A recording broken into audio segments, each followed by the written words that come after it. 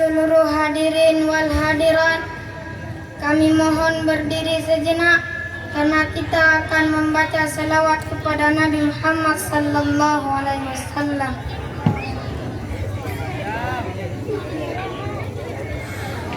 Ya Nabi salam alaika, ya Rasul salam alaika,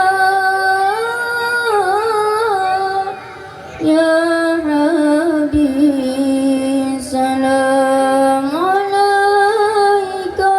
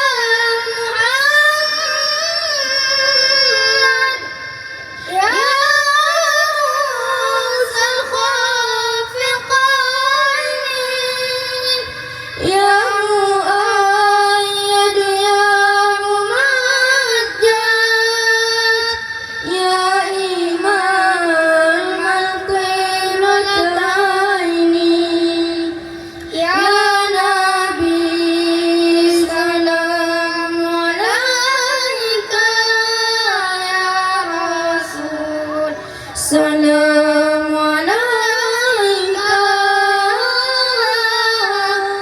ya Habib, salam alaika,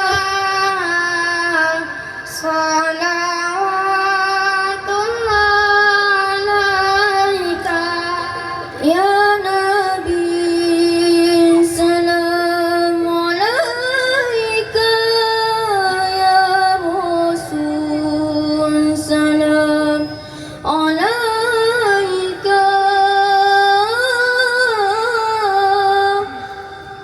ya Habib, salam alaika, salawatullah alaika. Kepada seluruh hadirin wal hadirat kami persilakan duduk sejenak. Terima kasih kita ucapkan kepada Tunku Muhammad Yazid Al-Hakim dan Tunku Muhammad Siradul Muntaha yang telah membacakan selawat. Semoga Allah memberi rahmat terhadap acara kita pada malam yang berbahagia ini.